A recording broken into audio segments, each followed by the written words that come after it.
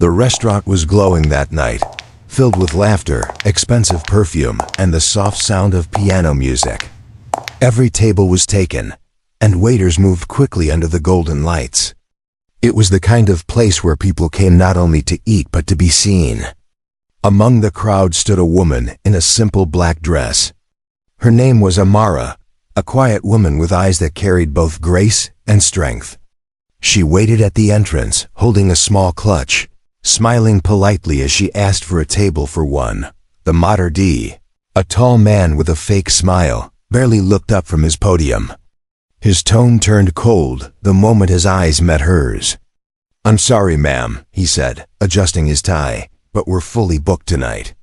Amara glanced past him at the empty table near the window. "I made a reservation 2 weeks ago," she said softly, "under the name Amara Steele." He frowned, flipping through his digital tablet. "I don't see that name." Perhaps there was a mistake. Behind him, a couple walked in clearly without a reservation and were seated right away. Amara's voice lowered. "I see. You found a table for them." The maître d' straightened. "They are regular guests," he said quickly. "I'm afraid we have to maintain a certain image here." His words came out sharp, meant to push her away without saying it outright. A few diners turned their heads, sensing the tension. Amara took a deep breath. She was used to such moments, but this time something inside her shifted. She gave a calm smile and said, "Don't worry. I understand. Enjoy your evening." Then she walked out, her heels clicking against the marble floor, each step steady despite the heat in her chest. The laughter inside the restaurant faded as the door closed behind her. Outside, she stood under the soft glow of the city lights, watching couples arrive in cars worth millions. Her hands trembled slightly, but her eyes were clear. She didn't cry. She didn't shout. She simply whispered to herself, "One day I'll walk through those doors again." But not for a table. 2 months passed. The restaurant continued its usual rhythm, serving the rich, rejecting those who didn't fit its image. Then, one bright morning, the staff received a notice. The owner had sold the property. A new investor had purchased it in full, including the land, the name, and everything inside. Whispers filled the kitchen. No one knew who the buyer was. Some said it was a foreign magnate.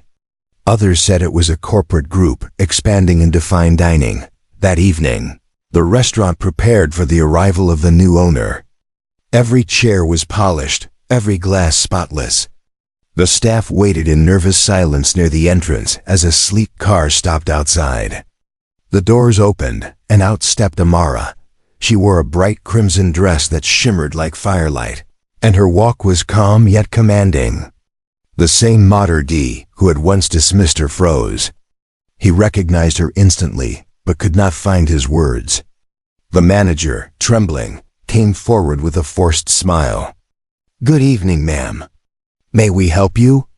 Amara's smile was soft but carried weight. "Yes," she said. "I'm here for my restaurant."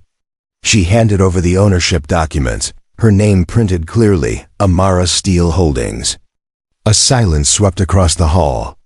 The waiters stopped moving. The guests turned, whispering among themselves. The maître d' finally spoke, voice trembling. "You own this place?" Amara looked around, her eyes scanning the tables, the chandeliers, the faces that had once ignored her. "I do," she said. "And from now on, everyone who walks through these doors will be treated with respect." Her words echoed like music across the hall. For the first time, the restaurant's golden lights didn't just shine, they felt warm. The piano player, sensing the moment, began to play again. And as Amara walked further inside, the staff moved aside, their eyes following her in awe and shame. She paused by the same table she had once been denied and smiled. "Set this one for me," she said. "I finally have time to eat." In that moment, she didn't need to raise her voice. Her presence said everything. The same walls that once rejected her now belonged to her. And as the Mater D bowed deeply, the war she never started had finally been won, without a single fight, just quiet strength. That night, for the first time, the restaurant truly served everyone. And Amara, sitting alone by the window, looked out at the city she had conquered, not with money, but with dignity. The morning after Amara took ownership, the city's elite woke up to a storm of whispers. News traveled fast. The rejected woman bought the restaurant, one headline said. From humiliation to ownership, another wrote. The story spread like fire, and soon everyone wanted to know who she really was. But Amara didn't seek attention. She wasn't driven by revenge or pride. She only wanted to change what the place represented. The restaurant had been a symbol of exclusion, where appearance mattered more than heart. She wanted to make it a space where kindness was the true luxury. On her first official day as owner, Amara arrived early, long before the first customers. The air still carried the faint smell of last night's candles and polished wood. She walked through the silent dining room, touching the backs of chairs, studying the light that poured through tall windows. This place once made her feel small. Now she wanted it to make others feel welcome. The staff gathered nervously near the counter as she entered. Some avoided eye contact, others whispered apologies. Amara noticed, but she didn't scold anyone. Instead, she smiled warmly. "Good morning, everyone," she said. "From today, this restaurant will stand for something new. We serve people, not images. Dignity is our dress code." A few workers smiled in relief, but the Mater D, the same man who had turned her away, looked uneasy. His name was Roland. He had worked there for 10 years and took pride in maintaining the restaurant's standards. He stepped forward. "Madam, with respect, this establishment has always catered to a certain class of clientele. If we change too much, we may lose our reputation." Amara turned toward him, calm as ever. "A reputation built on arrogance is already broken," she said softly. "We're going to build one on respect." Roland lowered his head, his confidence fading. "Yes, ma'am." Later that day, Amara met with the chef, a tall, silver-haired man named Victor. He had seen hundreds of owners come and go, and his skill in the kitchen was unmatched. "You're the new owner," he said, not unkindly but with curiosity. "May I ask why this restaurant? Why not build your own?" Amara thought for a moment before answering. "Because some walls need to be changed from the inside," she said. "People remember this place for its cruelty. I want them to remember it for its grace." Victor studied her face, then smiled faintly. "Then you have my respect. And my hands." The first week under Amara's leadership was chaos. The regular rich customers were confused by the new direction. Some didn't like the idea of dining beside people they once ignored. Others stayed only to gossip. But new faces began appearing: teachers, nurses, artists, travelers, people who had never dreamed of entering a place like this. They came because they had heard her story. Amara watched from a corner table as a young couple celebrated their anniversary. The husband was a bus driver. The wife worked at a library.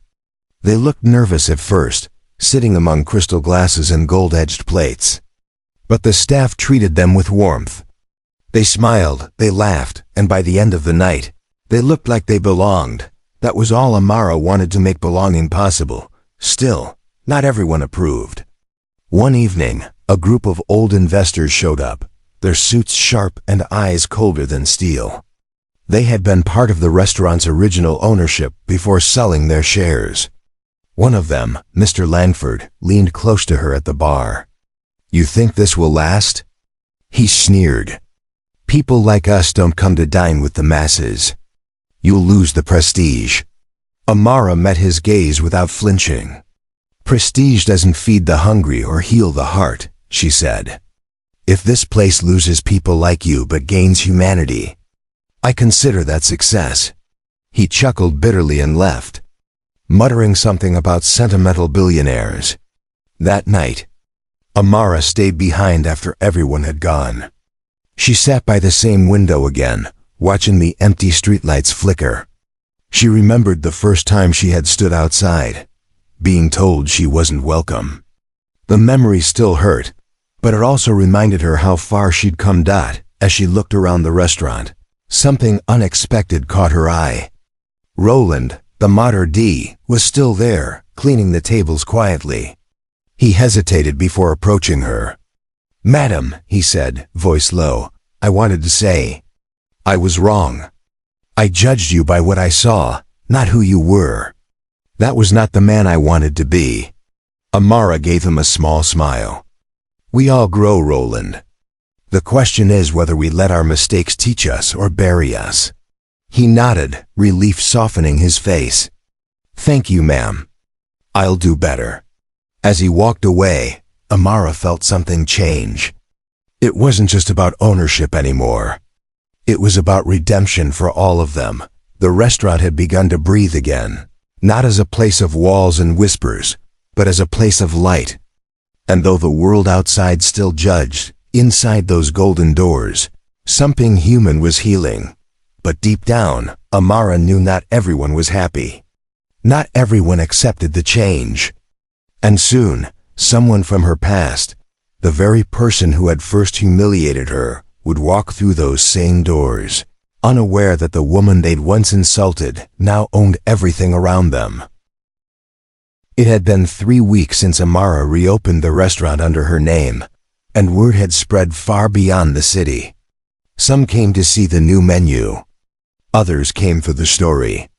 The billionaire woman who turned humiliation into grace had become a symbol. Yet for Amara, it was never about the fame. It was about proving that kindness and excellence could live side by side. But not everyone shared her belief. The old regulars still grumbled that the place had lost its class. Some even mocked her on social media, calling her soft, calling her story a stunt. Amara ignored them, though every cruel word reminded her that people's hearts were slower to change than their habits. On a quiet afternoon, she sat in her office overlooking the street. The restaurant was between shifts, sunlight spilling through the glass. She was reading through renovation plans. She wanted to add a community kitchen upstairs, a space to train young chefs from poor neighborhoods. As she signed the last page, Roland entered with a pale look on his face. "Madam," he said cautiously, "someone is here to see you." Amara looked up. "A reporter again?" He hesitated. "No, it's someone from your past." Before she could ask who, the office door opened, and in stepped a tall woman in a designer suit. Her sharp heels clicked against the floor. She carried herself like someone used to command attention. Amara recognized her instantly. It was Clara Voss, the restaurant's former head investor and the woman who had publicly insulted her that night months ago. "Amara Steele," Clara said with a thin smile. "I see you've made quite a name for yourself." Amara stayed seated, calm but firm. "I could say the same, though your name seems less respected these days." Clara's smile didn't fade. "Still sharp. I like that." She walked around the office slowly, touching the back of a chair, inspecting the photos on the wall, pictures of Amara with her staff, the kitchen, and the community team. "You've changed the place. I almost didn't recognize it." "That was the idea," Amara replied. "I changed what was broken." Clara stopped by the window, her tone turning cold. "Do you have any idea what you've done to its reputation? This used to be the finest restaurant in the city. Now it's ordinary. You've turned a jewel into a public park." Amara stood up, her voice steady. "It's still fine dining. The food, the service, the experience, everything is better than ever. The only thing that's changed is that now everyone is welcome. That's not ordinary, Clara. That's extraordinary." Clara turned sharply. "Don't preach to me about morality. You think money gives you virtue? You embarrassed us all that night. Do you even know how much I lost when this place went under before you bought it?" Amara looked at her calmly. I know how much I lost too. My dignity for a while. My peace, but I earned them back. You could have done the same, but you chose to sell your shame instead. For the first time, Clara's confident face cracked. You think you're a saint because you forgave everyone. No, Amara said quietly. I'm human because I did. A silence filled the room. For a moment, Clara's expression softened, as if something deep inside her recognized the truth. But it vanished quickly, replaced by pride. Enjoy your little victory, Amara. The rich will move on, and you'll be left serving the ones who can't pay your bills. Amara's lips curved in a calm smile. Then I'll still be richer than you, Clara, because I'll have peace. Clara turned and left without another word. When the door closed, Amara took a deep breath. Her hands trembled slightly, not with anger but with memory. She remembered every cruel word from that night, every mocking laugh. Yet, as she looked out the window at the bright street below, she felt something deeper relief. She had faced the ghost of her past and won, not by power, but by grace. Later that evening, she joined her staff for dinner before opening hours. They ate together, laughed together, and shared ideas for the restaurant's future. Even Roland smiled more these days, his old stiffness replaced with warmth. You've changed us, madame, he said quietly. Not just the restaurant. US too, Amara smiled. Then it's working. Just as she spoke, her phone buzzed. It was a message from Victor, the head chef. You need to see this. She walked to the kitchen, where Victor was standing near the back door with a tablet in his hand. He looked uneasy. Someone posted a video of you online, he said. It's gone viral. Over 1 million views already. Amara frowned. A video of me? Victor nodded and played it. It was footage from security cameras, her confrontation with Clara just hours ago. Someone had leaked it. The captions twisted her words, painting her as arrogant as a woman drunk on power. The comments were cruel, full of hate. Roland came in behind them. Madam, this might affect business. Some of the suppliers are already calling. Amara stared at the screen for a long moment. The noise of the kitchen faded behind her. For the first time in months, she felt the sting of humiliation again, familiar, sharp, cold. But then she remembered something her grandmother once told her. When they talk about you, they're only telling the world how loud your truth sounds. She straightened her shoulders and said quietly, We'll open tonight like always. Let them come. Let them see who we are. Victor smiled faintly. You're not going to fight back online? Amara shook her head. No, the food, the service, and the people will speak for us. And that night they did. Every seat was filled. Some came to judge, some came to see the arrogant billionaire for themselves, but all of them left in silence, humbled by the warmth, the excellence, and the quiet strength that filled the room. Still, as Amara stood by the door greeting her guests, she knew this was only the beginning. The world had started another kind of war, one not fought with insults to her face, but with shadows behind her back, and she was ready. The following week brought a storm that Amara hadn't expected. The viral video had spread across every platform, reaching millions. The comments were harsh, full of lies and twisted words. Some said she had humiliated a respected investor. Others called her arrogant for turning her pain into a show. News outlets picked it up, each bending the story for attention. By the third day, her restaurant's reservation list had started to shrink. Sponsors pulled out. A few of her suppliers delayed deliveries, saying they needed to review contracts. It wasn't just online hate anymore. It was becoming real. Amara watched the situation quietly from her office. Victor, her chef, slammed a newspaper onto her desk. "This is ridiculous," he said. "You built this place on honesty. Now they're treating you like some villain." Amara looked up from the paper, her expression calm but tired. "That's how the world works, Victor. It loves a hero's rise only to test it with fire. He sighed. So what do we do? Sit here and take it? She shook her head slowly. We keep cooking. We keep serving. That's what we do. That evening, the restaurant opened as usual. The air was different, tense, uncertain. Some of the regulars didn't show up. A few journalists tried to sneak in pretending to be guests.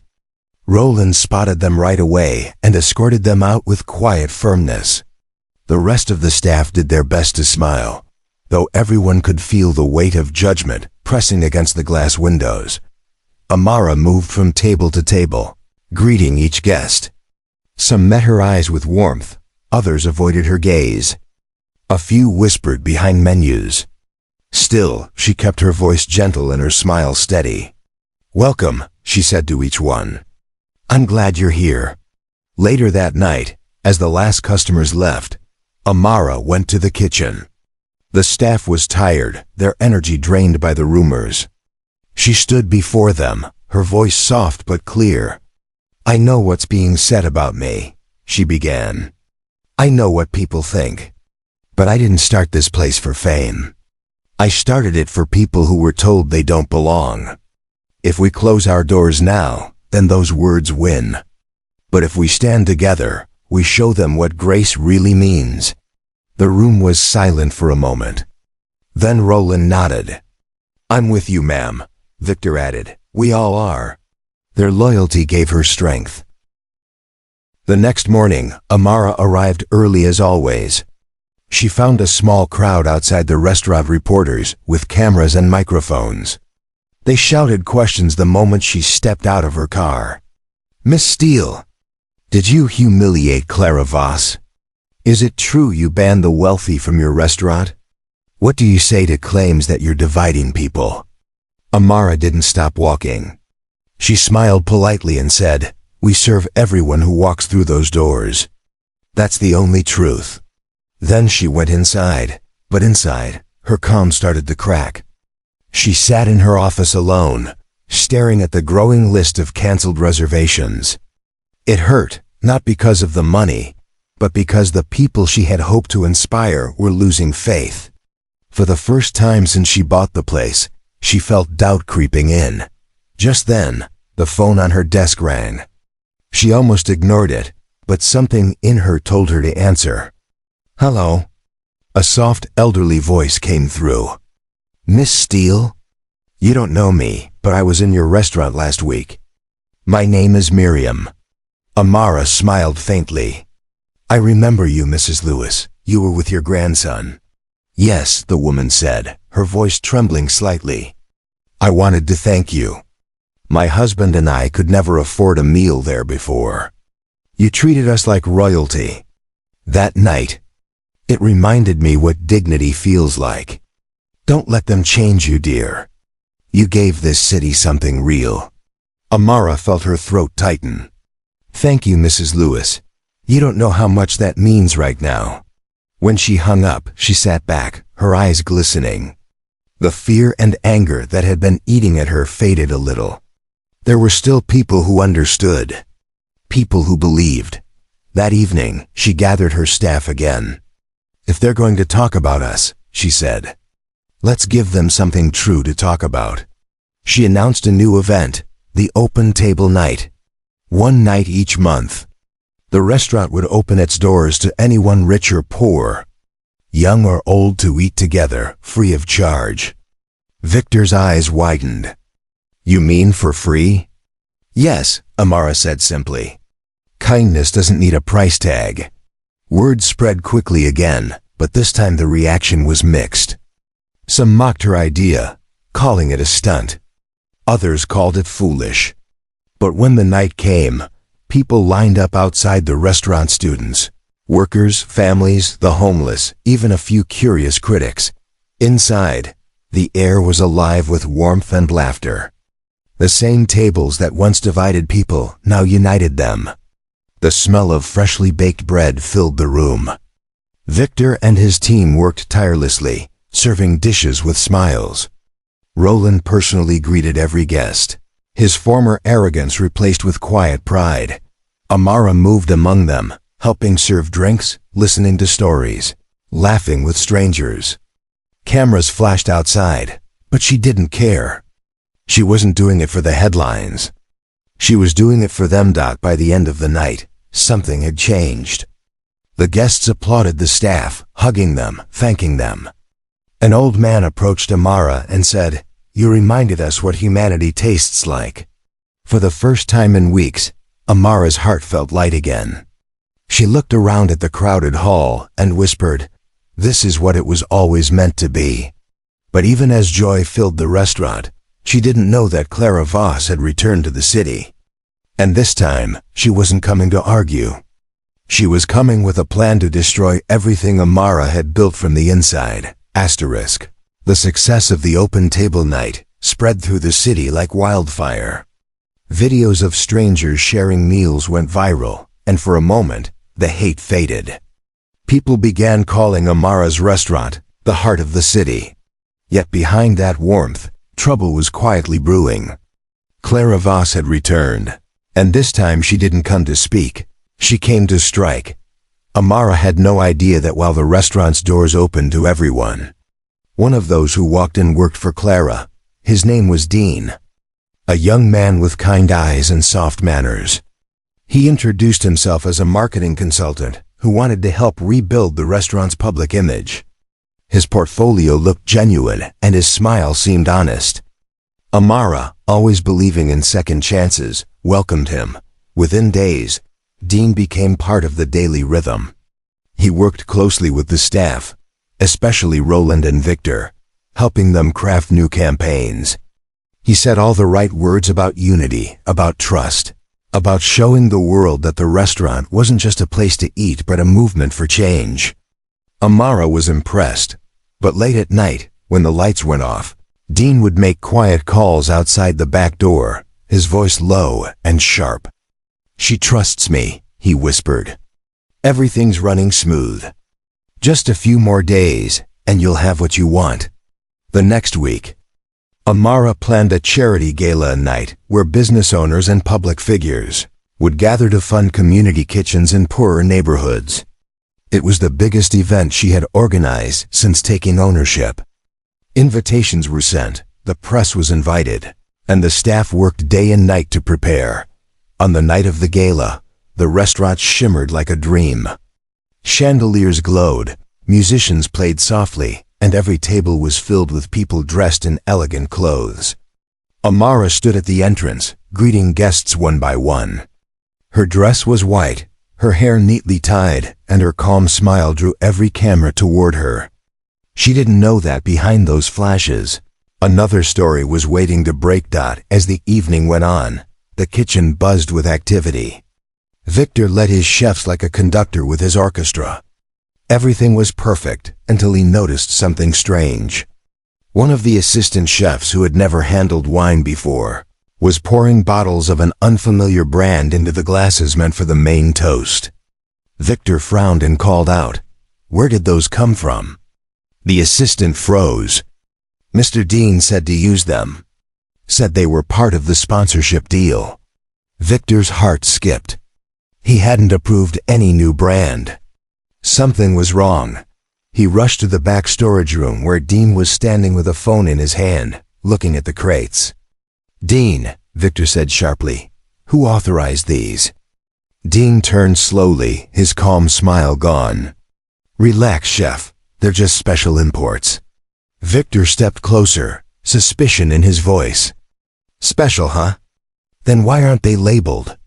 He grabbed one of the bottles and noticed the seal had been cut and replaced. Dean's expression hardened. "You shouldn't have seen that." Before Victor could react, Dean pushed past him and stormed out the back door. Inside the main hall, Amara raised her glass to speak. The crowd went silent as she smiled and began, "Tonight isn't just about fine dining. It's about giving dignity a seat at every table." The room erupted in applause, but before she could finish her toast, Victor ran in, breathing heavily. "Stop, don't drink." Everyone turned. The room froze. Amara lowered her glass, confused. "Victor, what?" He grabbed the bottle from the waiter's tray. These were switched. I think they're poisoned. Gasps spread across the room. The guests stood up in panic. Cameras flashed. Reporters started shouting. Amara felt the blood drain from her face. Who did this? Victor shook his head. A man named Dean. He said he worked for you. Amara's heart sank. It all made sense. Dean's easy charm, his sudden arrival, his access to everything. It wasn't random. Someone had sent him. Within minutes, security swept through the kitchen and storage areas. They found Dean's phone still recording messages to Clara Voss. It's done, his last message said. Once the story breaks, she'll lose everything. They'll call her careless, dangerous, unfit to own anything. Clara's revenge was cruel but clever. If even one guest had fallen ill, Amara's restaurant would be shut down forever, and her name destroyed. That night, no one got hurt, but the damage was deep. Reporters ran headlines like, "Poison Scandal at Steele's Restaurant," and "Billionaire's Dream Crumbles Under Investigation." Even though no evidence linked Amara directly, the public's trust began to fade again, in the quiet after the chaos. Amara sat alone in her office, the walls echoing with silence. Victor stood near the door, his voice soft. "You saved them, Amara. If you hadn't built this team, if we didn't care about this place, something terrible would have happened." Amara looked up at him, her eyes tired but burning with resolve. "Clara wanted to destroy me with lies. She failed. But now she's using truth, she's using fear." Roland entered, holding the security footage. "We have proof," he said. "Dean worked for her. We can show the world." Amara shook her head. "No, let the police handle that. If I fight her hate with hate, I become her reflection." She stood up slowly and looked out at the empty dining room. "We'll rebuild again. Not for pride, not for image, but for everyone who still believes kindness can win." Victor nodded. "Then we start tomorrow." As she watched the city lights beyond the glass, Amara whispered to herself, "You can poison wine, but not truth. Truth always rises." But deep inside, she knew the battle wasn't over. Clara wasn't finished, and the next move would strike at something even closer to Amara's heart. The city buzzed for days with talk of the poison scandal. Some believed Amara was innocent, others whispered that she had finally shown her true colors. Her restaurant, once a symbol of dignity and hope, now stood at the center of suspicion. Investigators came and went, journalists waited outside every day, and even her friends advised her to take a break, but Amara didn't close her doors. She couldn't. "If I walk away now," she said quietly to Victor one morning, "then they win. And I didn't build this place to surrender when it got hard." The staff stood behind her, though they were scared. They worked silently, cleaning, preparing, hoping. Each night, the empty tables reminded them of what they had lost, but Amara's calm gave them strength. She greeted them every morning with the same words, "We will stand tall. We will rise again." Then, one afternoon, an envelope arrived with no name. Inside was a single note written in sharp handwriting, "Meet me where it all began." Amara knew immediately who it was. Clara Voss. That evening, after sunset, Amara drove to the old pier where the city lights touched the water. It was the place she had come to think, months ago, on the night she'd first been rejected. The air was cool, and waves crashed softly against the wooden posts. Clara was already there, dressed in black, her face pale but composed. "So you came," Clara said quietly. Amara walked closer, stopping a few feet away. "You wanted me to." Clara gave a dry laugh. "You're smarter than I expected. I thought you'd be too busy saving your reputation." "I didn't come to fight," Amara said simply. "You've done enough damage. I came to understand why." For a moment, Clara didn't answer. Her eyes looked distant, almost tired. "You humiliated me," she said finally. "That night, When you bought the restaurant, everyone I knew laughed at me. They said the woman I insulted owned my legacy. You took everything from me." Amara shook her head. "No, Clara, I didn't take anything. You lost it when you decided people were beneath you. You built your pride on cruelty. I built mine on healing." Clara's voice cracked. "You think kindness makes you strong? You think forgiving me changes what I did?" Amara's tone stayed gentle. "It doesn't erase it, but it breaks the chain. Hate only breeds more hate. You wanted to destroy me because you couldn't face your own reflection." For the first time, Clara's eyes glistened. "You don't know what it's like," she whispered. "To see the world move on without you. To watch everything you built crumble." Amara stepped closer. "I do know. The night your restaurant rejected me, I stood outside feeling small and invisible. I promised myself I'd never let another person feel that way again. That's the only difference between us. Clara, I used the pain to build something new." Clara turned away, her shoulders trembling. "It wasn't supposed to go this far.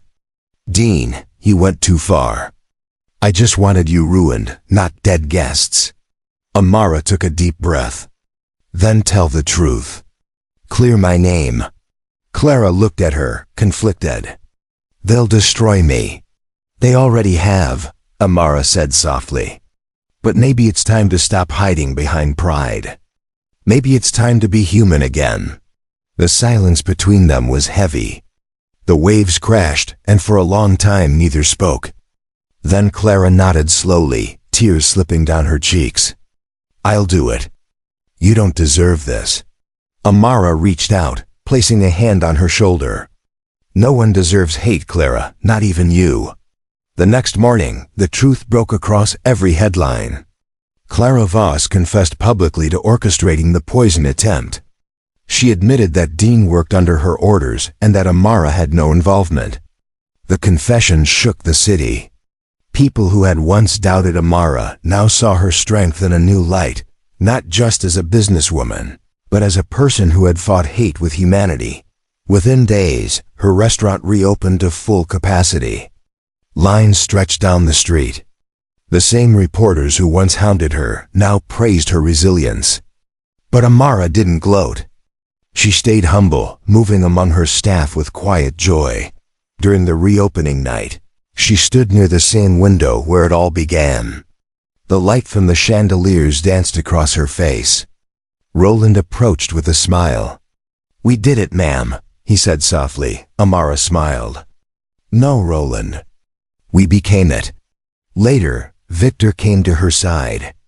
"What now?" he asked. Amara looked around at the tables filled with people of every kind, rich, poor, young, old, laughing together, eating together. "Now," she said, "we feed the soul of this city." Across the room, one of the new waitresses approached, holding a letter. "This came for you, Miss Steele," she said. Amara opened it. Inside was a simple note written in familiar handwriting. "Thank you for giving me back my humanity, Clara." Amara folded the note and smiled faintly. She looked out the window one last time, the city lights shining brighter than ever. The world had tried to break her, but she had answered with grace. She had turned rejection into ownership, not just of a restaurant, but of her story, her peace, and her power. As the piano music filled the hall and laughter rose around her, Amara whispered under her breath, "They can take the table, but never the truth." And for the first time since that painful night long ago, she felt truly free.